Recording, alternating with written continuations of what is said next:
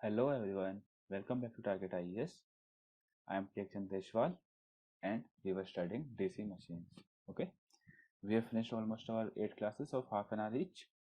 In that we have seen our winding, classification and my construction of the DC machine and a lot of things like pole, electromagnets, everything. But always remember, but in the last class what we did, we calculated the resistance.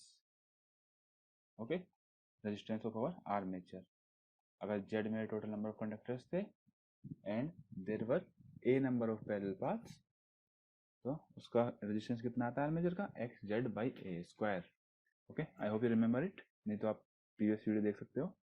But always remember in armature if there are suppose this is one conductor, if it inducing 1 volt, तो अगर यहाँ पे मेरे 100 200 any number of conductors होंगे तो वो भी 200 volt ही 1 volt ही induce करेंगे अगर वो पैरेलल में होते हैं. बट करंट मल्टीप्लाई हो जाएगा. और सीरीज में क्या होता है, मेरी वोल्टेज ऐड होती है, करंट मल्टीप्लाई होता है. फाइन, ये एक बेसिक सा कॉन्सेप्ट है. और अगर इसमें से सपोज यहाँ पे 700 पाथ्स हैं, 1 2 3 like 1 2 3 like this, and if 699 paths are damaged. अब सारे के सारे 700 पाथ्स पैरेलल में थे, अगर मेरे 699 पाथ्स डैमेज हो जाते हैं, even then the output voltage will be 1 volt. जैसा हमने देखा था problem if the adjoining brushes are damaged, तो उसमें भी हमारी वोल्टेज चेंज नहीं कर रही थी, पावर चेंज कर रही थी. क्यों? Because the current output was changing. और फिर हमने उसके बेसिस पे प्रीवियस ईयर के क्वेश्चंस भी किए थे. Okay, now comes the next and most important topic, that is EMF equation of A DC machine, that is induced voltage in a DC machine. Now, in the beginning of the classes of DC machine, I told you that in any machine, voltage and torque are generated. In any machine, voltage and torque are generated. Motor में भी और generator में भी. Difference क्या होता है, अगर आपको जनरेटर में वोल्टेज आउटपुट में लेनी है तो आपको इनपुट देना पड़ेगा टॉर्क, बस. और अगर मोटर है वहीं पे मेरा, तो मोटर में मुझे इनपुट आउटपुट क्या चाहिए, टॉर्क. मुझे आउटपुट टॉर्क चाहिए तो मुझे इनपुट देना पड़ेगा वोल्टेज. लेकिन voltage and torque will be developed in any machine if that machine is in operation. Okay, just remember this thing. Now before going to the EMF equation, कुछ terms करते हैं. Already you know all these terms. Z क्या होता है मेरा, number of conductors, not turn. Okay, ध्यान रखना, number of conductors. A is my number of parallel paths. अगर मेरी वेव वाइंडिंग है तो A equals to 2 into M. M क्या होता है मेरा, मल्टीप्लिसिटी फैक्टर. सिंप्लेक्स वाइंडिंग या फिर ड्यूप्लेक्स वाइंडिंग तो हुआ, सिंप्लेक्स हुआ तो 1 हुआ एम, ड्यूप्लेक्स हुआ तो 2 हुआ, ट्रिप्लेक्स हुआ तो 3, क्वाड्रुप्लेक्स 4. ओके, वेव वाइंडिंग को क्या बोलते हैं हम, series winding, because the voltage induced is high. क्योंकि इसमें दो ही पैरेलल पाथ होते हैं तो मैक्सिमम कंडक्टर्स सीरीज में कनेक्ट होते हैं. और लैप वाइंडिंग में number parallel paths equals to A equals to P होता है जनरली. बट अगर मल्टीप्लेक्स वाइंडिंग करेंगे तो A equals to P into M. Now in most of the questions the winding is simplex, तो हम एक habitual हो जाते हैं ए इक्वल्स टू पी या ए इक्वल्स टू 2 करने के. So I will request you one thing, कि हमेशा क्वेश्चन को ध्यान से पढ़ लें और उसमें देख लें कि सिंप्लेक्स है या डुप्लेक्स है. बिकॉज 99% क्वेश्चन में क्वेश्चन आता है सिंप्लेक्स वाइंडिंग का, और उसकी वजह से हम हैबिचुअल हो जाते हैं कि ए इक्वल्स टू पी है. ओके, या फिर ए इक्वल्स टू 2 है वेव वाइंडिंग में, A equals to P lap winding में. कैसे याद करना है, L A P lap winding, A equals to P. Fine. Now P is my number of poles. ठीक है, कितने पोल की मशीन है, 5. 5 क्या मेरा flux per pole, 5 flux per pole, amount of flux per pole. N है मेरी speed of the armature in RPM. अगर एन है मेरे सपोज 600 रिवोल्यूशंस पर मिनट, तो पर सेकंड निकालने होंगे तो मुझे divide by 60. So N by 60 is my revolution per second. Okay, now there is a machine जिसके पोल हैं कुछ, suppose if I take a 4 pole machine, north south. ये मेरा रोटर है, इससे मेरा आर्मेचर है, armature means armature winding. Okay, flux per pole कितना है मेरा 5 5 5 5 5, क्योंकि हर पोल से फ्लक्स 5 निकल रहा है. अब नॉर्थ है तो निकलेगा वहां से, साउथ है तो वहां पे एंटर करेगा. ओके, ठीक है. नाउ अब हमारे आता है कौन, Faraday Baba. What do Faraday से, whenever there is a change in flux linkage, or other terms में बोलूँ तो if a conductor cuts the flux or the flux cuts the conductor, conductor cuts the flux or flux cuts the conductor, दोनों cases में flux linkage change होगा, और जब भी flux linkage change होगा an EMF will be induced, EMF will be induced equals to change in the flux linkage. Flux linkage क्या हो जाएगा मेरा, number of turns N into D five by D T, क्योंकि flux linkage क्या है मेरा N into five. लेकिन ये ध्यान रखना यहाँ पे जो एन था वो था जो हमने इंडक्टर में यूज किया था, नंबर ऑफ टर्न्स वाला एन है वो, it is not the speed वाला एन। ओके, ये हम बाद में हैंडल कर लेंगे, no problem. But EMF induce क्या होता है, Faraday's law of electromagnetic induction के according EMF induce equals to D lambda by dt और change in flux linkage. Okay, now we need to see that how much flux is changing. See in this diagram, if this conductor is rotating, तो जब ये conductor इस position पे है तो इसने north का फ्लक्स काटा, देन जब इस पोजीशन पे आएगा तो साउथ का फ्लक्स काटेगा, फिर इस पोजीशन पे फिर नॉर्थ का फ्लक्स कट किया, and at this position it is also cutting the flux of south. So if they are two number of poles that means 2 5, four number of poles 1 5 2 5 3 5 4 5, that means if there are p number of poles तो कितना flux cut करेगा मेरा p5। Okay, you can read it, if two poles in one rotation one conductor cuts 2 5 flux, 4 पोल होंगे तो 4 5, और 6 पोल होंगे तो 6 5, और p पोल्स होंगे तो p5 flux. Now I have to find out d5 by dt। Okay, तो एक रोटेशन में चेंज इन फ्लक्स कितना है, कट कितना है, एक रोटेशन में कितना फ्लक्स कट किया p5, और एक रोटेशन में टाइम कितना लगेगा, इफ माई मशीन की स्पीड क्या है n rpm, that means n/60 revolutions in 1 second. Okay, तो एक रिवोल्यूशन में कितना टाइम लगेगा, 1 अपॉन में n/60, that will be 60/n। ठीक है, सिंपल है, n is my speed of the machine, n rpm पे रिवॉल्व कर दिए, तो अगर n rpm means n revolution per minute है तो पर सेकंड कितना होंगे, n/60 revolution per second. Okay, और एक रिवोल्यूशन में कितना टाइम लगेगा, 1 अपॉन में n/60 यानी 60/n। तो dt क्या आ गया, देखो एक रिवोल्यूशन में फ्लक्स कितना कट किया p5, और टाइम कितना लगा एक रिवोल्यूशन में 60/n, so it is np5/60। ठीक है, now this is the voltage induced in one path, जो मेरा एक पाथ था, जैसे मैंने आपको वहां पे कोयल बना के दिखाई थी, this is my north pole, like south pole, और sometime like this is south pole. तो ये एक पाथ में जो वोल्टेज इंड्यूस हुई है ये वो वोल्टेज है, ये np5/60। अब हमने अभी जब पिछले ही सेशन में जब हमने आर्मेचर का रेजिस्टेंस कैलकुलेट किया था तो उसमें पैरेलल पाथ कितने थे, अगर पैरेलल पाथ ए हैं तो एक पैरेलल पाथ में कितने कंडक्टर आएंगे, z/a।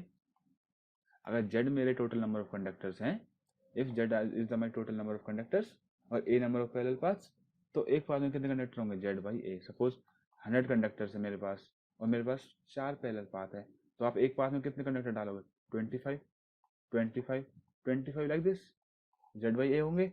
तो अगर एक कंडक्टर में मेरी वोल्टेज इंड्यूस होती है np5/60, तो z/a कंडक्टर्स में कितनी होगी, np5/60 इंटू में z/a। देखो एक कंडक्टर में 1 वोल्ट है तो दो कंडक्टर में कितनी हो जाएगी, 2 वोल्ट, तीन कंडक्टर में 3 वोल्ट्स, और z/a कंडक्टर्स में z/a वोल्ट्स। बस ऐसे किया हमने, np5z/60a, so it is the EMF equation or the EMF induced in a DC machine। अगर whether it is generator or motor I don't care, but the EMF induced will be np5z/60a, और units क्या होती है EMF की, volts. Fine, अब आप यहाँ पे देख सकते हो Z, एक बार मैंने मशीन को डिजाइन कर दिया, उसके बाद Z number of conductors, P number of poles, flux मैंने इलेक्ट्रोमैग्नेट को पहले डिजाइन कर दिया, A 60, these all are constant, 60 तो कांस्टेंट है ना, I think it is constant only, और A क्या है मेरा नंबर ऑफ पैरेलल पाथ्स, जो मशीन के डिजाइन करते ही कांस्टेंट होगा। So we can say Zp/60a in this equation all are constants, so it depends only flux into speed, so Eg is proportional to phi into n।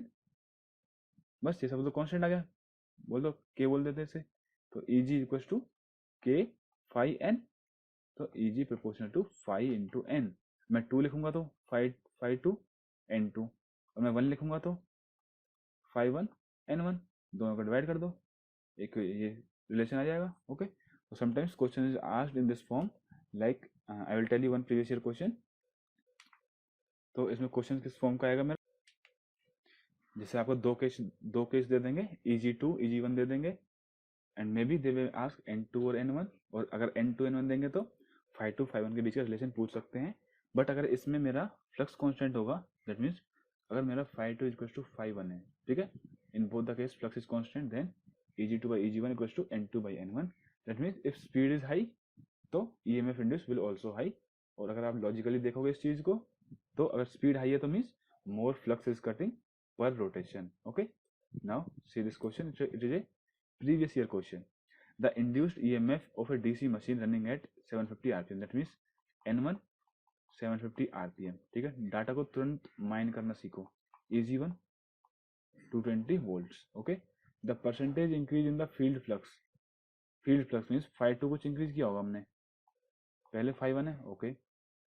For generating an induced EMF of 250 volt at 700 rpm, तो इसने बोला है कि हमने flux को increase किया, कितना increase किया, so that my EG2 is 250 volts at N2 equal to 700 rpm। अगर आप वैसे भी देखोगे तो देखो, स्पीड तो कम हुई है 750 से 700, और वोल्टेज 220 से इंक्रीज होकर पहुंची 250, दैट मीन्स फ्लक्स तो इंक्रीज हुआ है। ओके ओके, करते हैं फिर से हम, EG2 by EG1 is equals to 5 N2 divide by 5 N1, जो K होगा, सेम मशीन है, K से K कैंसिल हो जाएगा प्रोपोर्शनल में, ठीक है। तो EG2 by EG1 equals to 5 N2 by 5 N1, यहाँ पे भी देख सकते हो आप, जो K था प्रोपोर्शनलिटी, ये तो डिवाइड करने में कैंसिल आउट हो जाएगा, ठीक है। तो हम करते हैं, EG2 कितना है मेरा, वैल्यू पुट करो, 250 अपॉन में 220 इक्वल्स टू 5 अपॉन में 5 इंटू स्पीड N2 कितने हैं 700 rpm अपॉन में 750 rpm। यहाँ से कैलकुलेट करते हैं, 5 by 5 is equals to 25 upon में 22 इंटू में 75 अपॉन में 70, ओके, इट इज 1.2175।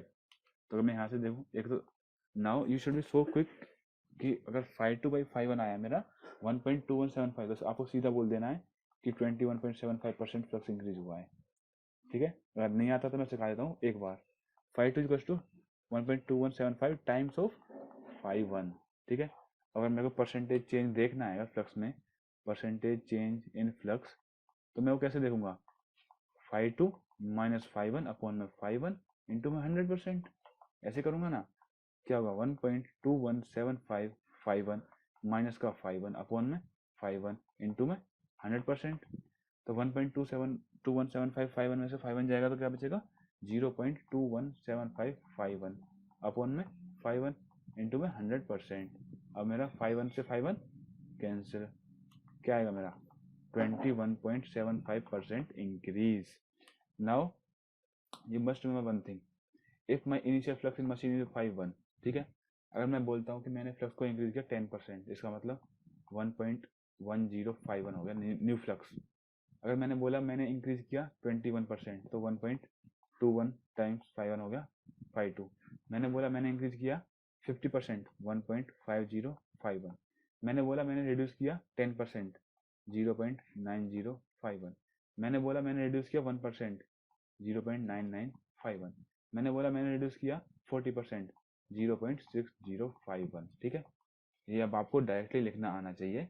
अब 40% रिड्यूस कर रहा हूँ तो इसका मतलब 1 में से 0.4 को सब्ट्रैक्ट कर दो and you will get the 5 और second flux in the machine, okay। So after the EMF equation, now we will see our classification of DC generators, ठीक है। अब दो मशीन है, DC मशीन में DC जनरेटर, DC मोटर, दोनों machine में voltage और टॉर्क तो जनरेट होते ही हैं। अब हमें इसको देखेंगे classification, means how many types of machines are possible. तो पहले हम देखेंगे क्लासिफिकेशन ऑफ DC जनरेटर। आप DC जनरेटर को कर लोगे तो मोटर में आपको कोई भी प्रॉब्लम नहीं होगी, I can guarantee that, okay.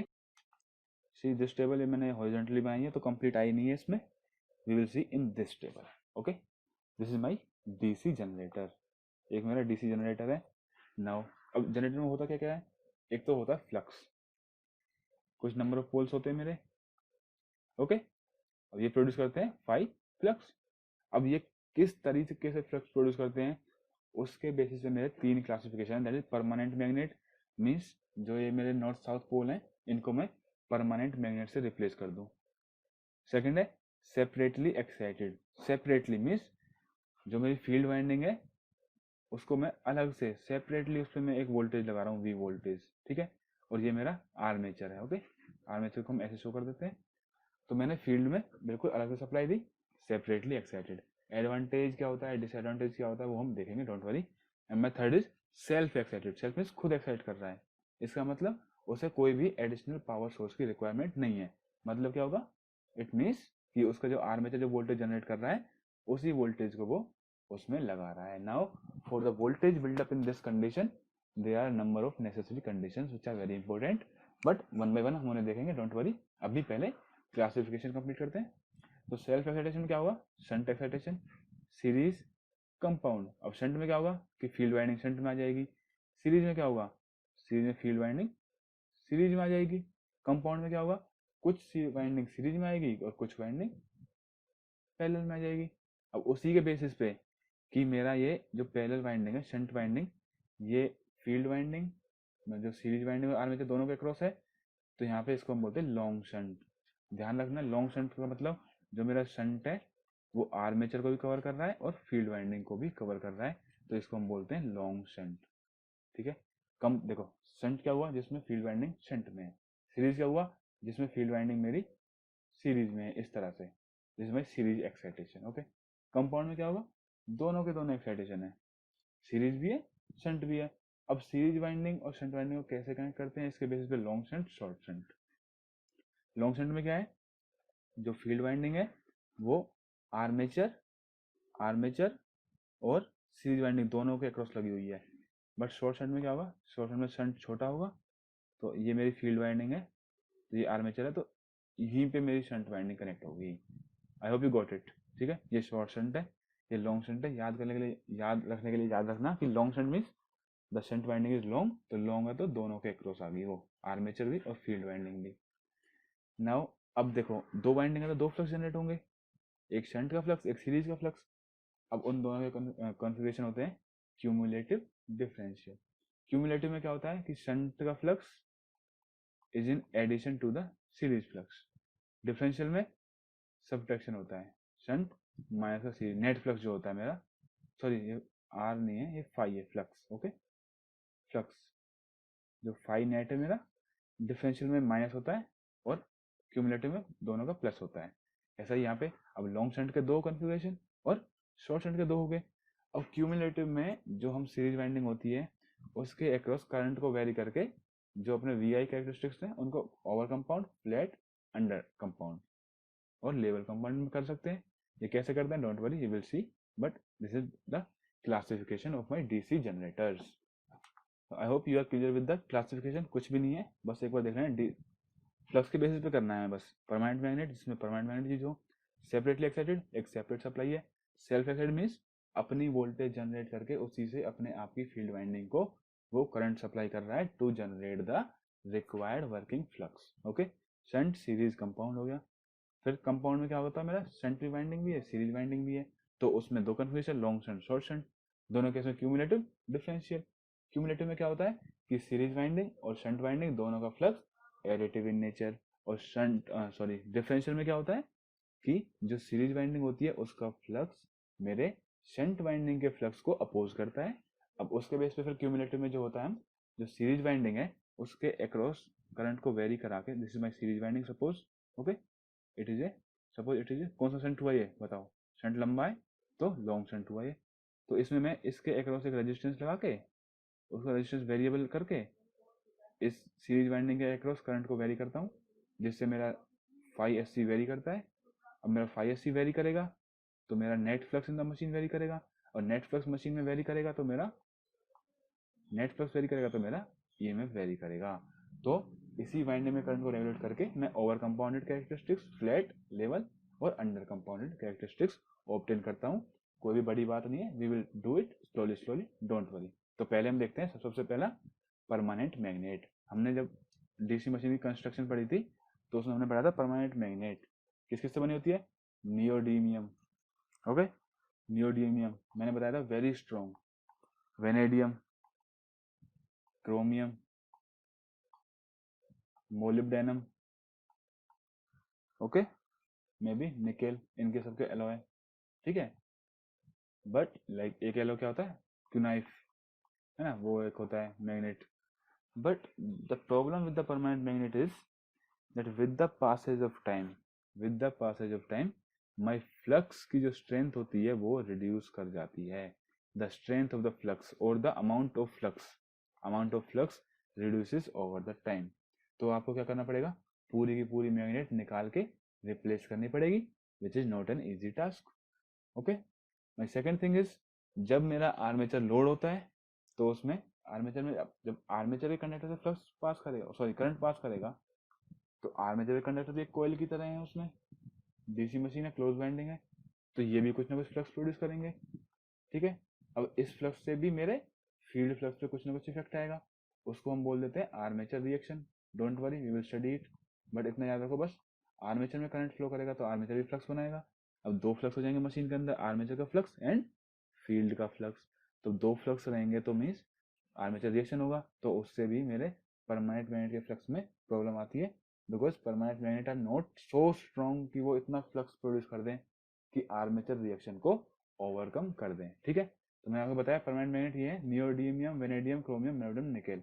एक तो टाइम की प्रॉब्लम है, टाइम के साथ रिप्लेसमेंट चाहिए, ओके। एक्सपेंसिव भी है,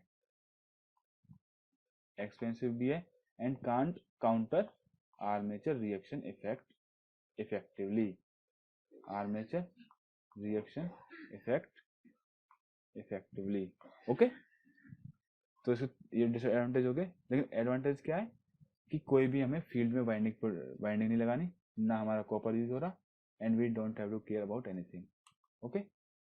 और परमानेंट मैग्नेट है तो फ्लक्स कांस्टेंट ही रहेगा, चाहे कम रहे या ज्यादा रहे, कांस्टेंट फ्लक्स रहेगा। तो मेरे को जो मेरा पोल कोर थी, देखा था ना मैं पोल कोर, अगर इसमें से कांस्टेंट फ्लक्स फ्लो कर रहा है तो पोल कोर को लेमिनेट करने की जरूरत नहीं है, लेकिन पोल शू को तो आपको हमेशा लेमिनेट करना पड़ेगा, क्यों, ड्यू टू पल्सेशन फ्लक्स। और क्यों आते हैं वो, स्लोट और कंडक्टर में डिफरेंट डिफरेंट फ्लक्स डेंसिटी होती है, और मेरा आर्मेचर की पेरिफेरल वेलोसिटी बहुत हाई होती है, तो यहाँ पे बहुत फास्ट पल्सेटिंग फ्लक्स होते हैं, तो पोल शू तो हमें लेमिनेट करना ही पड़ता है। हमने कंस्ट्रक्शन में ये सब कुछ किया है, okay. So this was the problem in permanent magnet. अब उसको रेक्टिफाई करने के लिए हम आते हैं इलेक्ट्रोमैग्नेट पे। अब इलेक्ट्रोमैग्नेट बनेंगे दो तरीके से, या तो सेपरेटली एक्साइटेड मीन्स हम एक इलेक्ट्रोमैग्नेट मीन्स एक कॉइल को बनाए, पोल पे एक कॉइल रैप करें और उसमें सप्लाई दें, या तो सेपरेटली एक्साइटेड या फिर सेल्फ एक्साइटेड, ये दोनों इलेक्ट्रोमैग्नेट हैं, ठीक है। तो सबसे पहले आता है सेकंड, फर्स्ट था मेरा permanent magnet, this is my separately excited generator.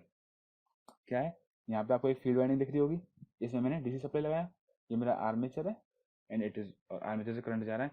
अब आप देखो आर्मेचर करंट कहीं फील्ड वाइंडिंग में जा रहा है, कहीं से भी नहीं जा रहा, क्योंकि फील्ड वाइंडिंग तो बिल्कुल एक सेपरेट सर्किट है।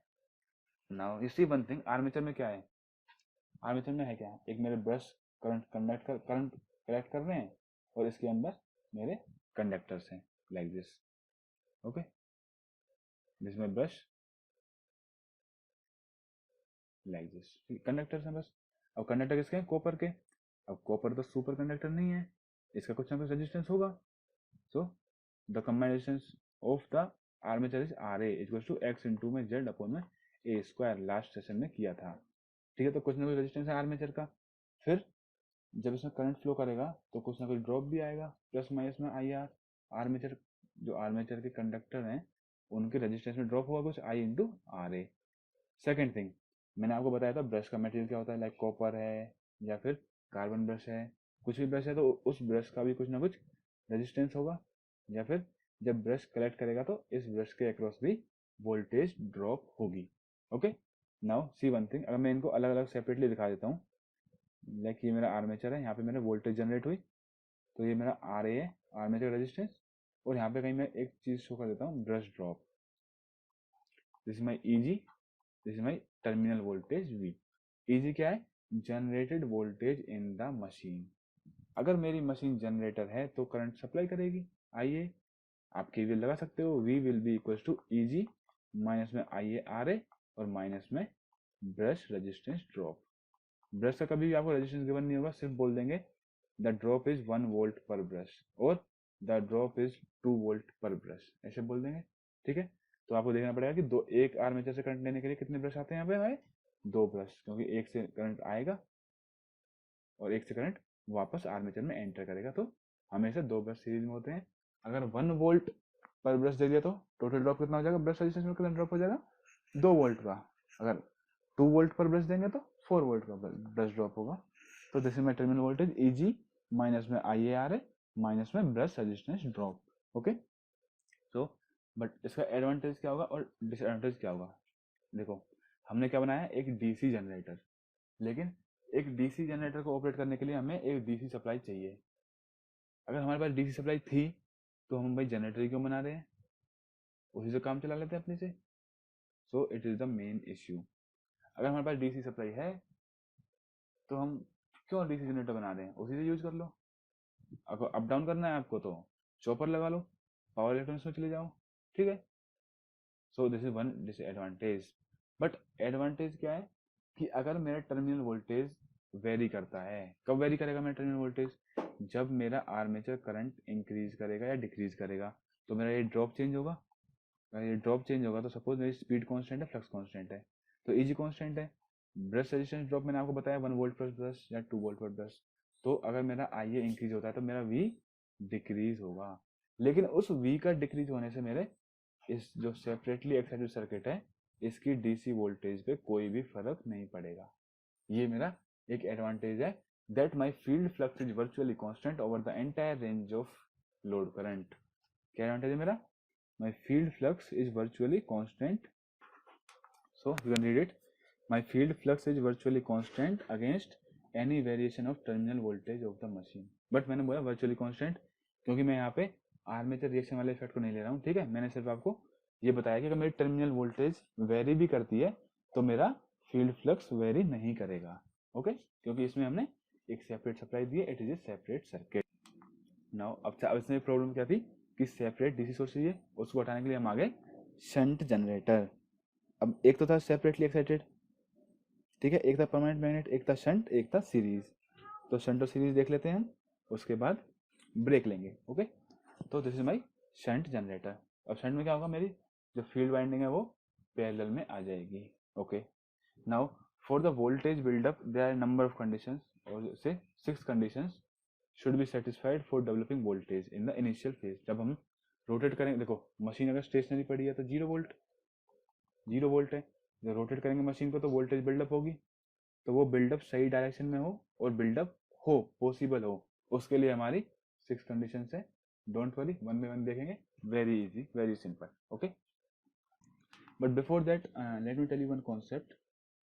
Suppose there is a voltage source और यहाँ पे एक रेजिस्टेंस है, ठीक है, इसमें करंट जा रहा है I, ठीक है, same voltage source, same resistance I1 और I2, ठीक है, सॉरी रेजिस्टेंस इज डिफरेंट, ठीक है, R2।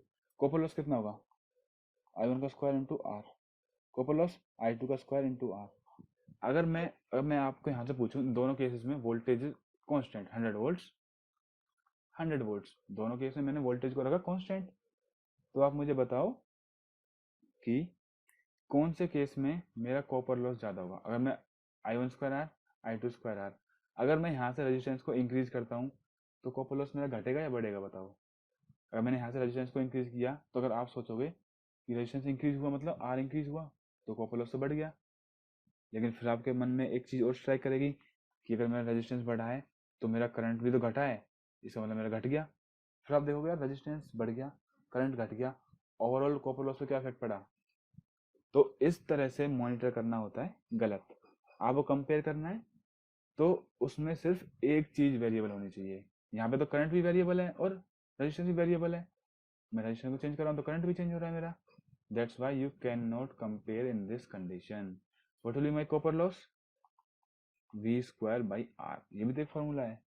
अब V तो क्या constant, so my copper loss will be 1 by R। Copper loss में क्यों कह रहा हूँ, कॉपर लॉस का मतलब ये नहीं है कि मशीन में से कॉपर गायब हो गया, कॉपर लॉस का मतलब जो कॉपर के कंडक्टर हैं उसका कुछ रेजिस्टेंस है, उसमें करंट फ्लो करने पे वहाँ पे कितनी पावर लॉस हो रही है, this is called my copper loss. अब ये टर्मिनोलॉजी इतनी पॉपुलर और इतनी कॉमन हो चुकी है कि अगर आपके ट्रांसफॉर्मर या मशीन में एल्यूमिनियम के आर्मेचर भी है या एल्यूमिनियम की कोयल भी है तो भी हम उसे कॉपर लॉस ही बोलते हैं। Okay, so don't worry. तो क्या होगा loss? Inversely proportional to 1/r। तो अगर मैं r को इंक्रीज करता हूँ तो मेरा लॉस क्या होगा? डिक्रीज। ऐसे कंपेयर करना हमेशा सही होता है। Okay, now come back to the shunt generator. मैंने फील्ड वाइंडिंग को लगाया पैरेलल में।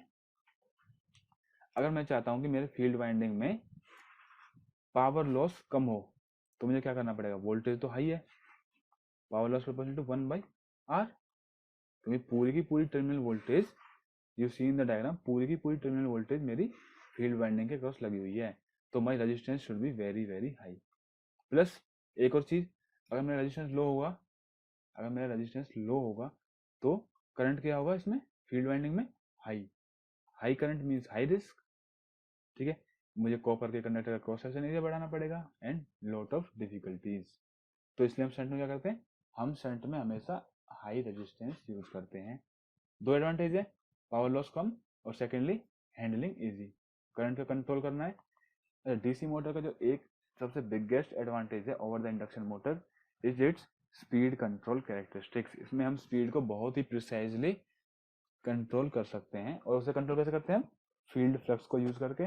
तो उसलिए अगर हमें कंट्रोल करना है तो हम फील्ड वाइंडिंग में करंट की वैल्यू लो रखते हैं so that there is an easy control. Okay, now got it. अब रेजिस्टेंस ज्यादा करना है मुझे, मेरे को copper wire, same copper wire है मेरे को, मुझे उसका रेजिस्टेंस बढ़ाना है, तो मैं क्या करूंगा? The number of turns will be very very high. Okay, और थिकनेस क्या होगी इसकी? लेस, क्योंकि रेजिस्टेंस क्या होता है? रो एल बाई ए। अगर एरिया ऑफ क्रॉस सेक्शन कम होगा तो रेजिस्टेंस ज्यादा होगा। तो thin wire and large number of turns will be in A shunt machine और ए शंट फील्ड वाइंडिंग। ठीक है, अब आप यहाँ पे इस पॉइंट पे केसीएल लगा दो।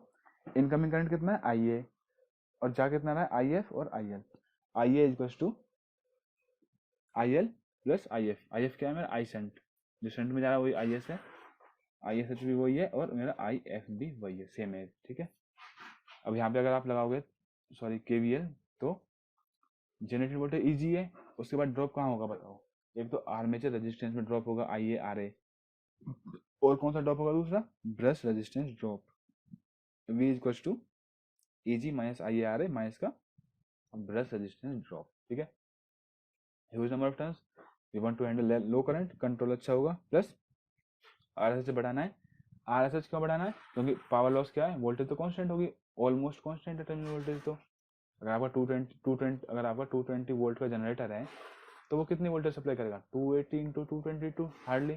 ठीक है, इतनी वोल्टेज सप्लाई कर देगा ना वो, तो वोल्टेज एक तरह से कांस्टेंट होगी। अपन में आरएसएच, अगर हमें लॉस कम करना है तो आरएसएच बढ़ाना पड़ेगा, बस इसलिए thin wire and large number of turns. ठीक है, number of turns is very high. RSH 52 250 ohm होता है जनरली।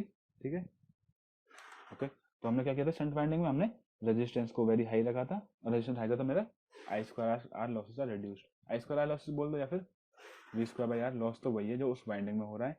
अब मेरा रेजिस्टेंस तो हाई है बट मेरा करंट इज वेरी लो, और जब भी आई स्क्वायर आ रहा है तो इसका मतलब डोमिनेटिंग फैक्टर मेरा करंट होता है किसी भी वेरिएबल में। Suppose P equals to X का स्क्वायर इंटू में वाई इंटू में जेड का क्यूब, तो पी सबसे ज्यादा डिपेंड कर रहा है जेड पे क्योंकि जेड का क्यूब है, सेकेंडली स्क्वायर वाली टर्म पे, थर्ड वाई पे। ओके, लेकिन कंपेयर करने का बेस्ट तरीका क्या होता है कि सबको कांस्टेंट में ले आओ और एक ही वेरिएबल रहने दो, लाइक या तो 1/x हो या 1/y हो, ऐसा कुछ हो, मीन्स एक ही चीज। जैसे पावर में क्या होता है? वी स्क्वायर बाई आर, अब वी कांस्टेंट है तो power proportional to 1/r। Resistance ज्यादा होगा तो मेरी पावर लॉस कम होगा, बस इतना याद रखो आप। अब एम क्या होगा? मेरा करंट तो मेरा कम है but my number of turns are very very high, so M will be very high. Okay, for no load to full load मैंने बताया था आपको, जो वोल्टेज होती है वोल्टेज बहुत ही कम वेरिएशन होता है वोल्टेज में। ठीक है, हम डिजाइन करते हैं मशीन को कि नो लोड से फुल लोड लाइक 218 से 220 वोल्ट तक चेंज हो जाए बस लास्ट। तो अगर वोल्टेज में कम वेरिएशन है तो मेरा जो आई एस एच होगा, जो फील्ड वाइंडिंग में जो करंट जा रहा था, it will be nearly constant, nearly constant. और जो मशीन का आर्मेचर करंट होता है उसके कंपैरिजन में आईएसएच नेग्लिजिबल होता है, अगर मेरा सपोज मशीन मेरी 50 एम्पियर की है तो मेरा ISH होगा 0.5 से 1 और hard last 2 amperes. So if in any question आपको आई फील्ड या फिर आई शंट या फिर फील्ड वाइंडिंग का करंट गिवन नहीं है, if it is not given, then consider armature current is equals to load current. That means हमने बस उसको इग्नोर कर दिया बिकॉज आर्मेचर करंट के मुकाबले उसकी वैल्यू बहुत ही कम है। Okay, shunt field windings are characterized by thin wires. Thin क्यों? रेजिस्टेंस हाई करना है। And large number of turns. Thin wires क्यों? पहली चीज रेजिस्टेंस ज्यादा करना है, और सेकंड चीज क्या होगी, उसमें करंट की वैल्यू भी कम ही है, कम करंट फ्लो कर रहा है। अब कम करंट फ्लो कर रहा है तो क्रॉस सेक्शन एरिया मिनिमम और लेस रिक्वायर्ड, तो हम ज्यादा कॉपर क्यों डालेंगे मशीन में, कॉस्ट बढ़ जाएगी हमारी। Okay, thin wires and large number of turns, current कम है, large number of turns, NSH into में ISH, तो नंबर ऑफ टर्न्स हमने बढ़ा दिया, करंट तो कम है, तो इसलिए हमारा MMF क्या होगा, ज्यादा। MMF को ज्यादा करने के लिए हम नंबर ऑफ टर्न्स को इंक्रीज करते हैं, और नंबर ऑफ टर्न्स बढ़ेंगे तो length of the conductor will increase, और length of the winding will increase तो रेजिस्टेंस भी इंक्रीज, तो सब कुछ वही घूम रहा है। अब इसमें शंट वाइंडिंग में क्या लगती है मेरी, वोल्टेज। आर्मेचर की पूरी voltage is across the shunt field winding, तो इसलिए इसको बोलते हैं हम voltage operated field winding. Series winding में जो करंट पास करेगा तो क्या बोलेंगे हम, current operated field winding.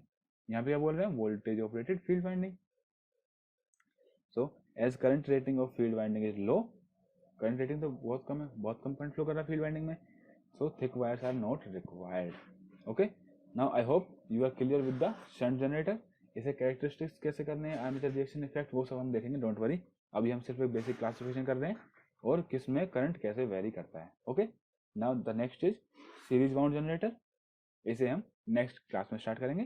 So thank you everyone, good night.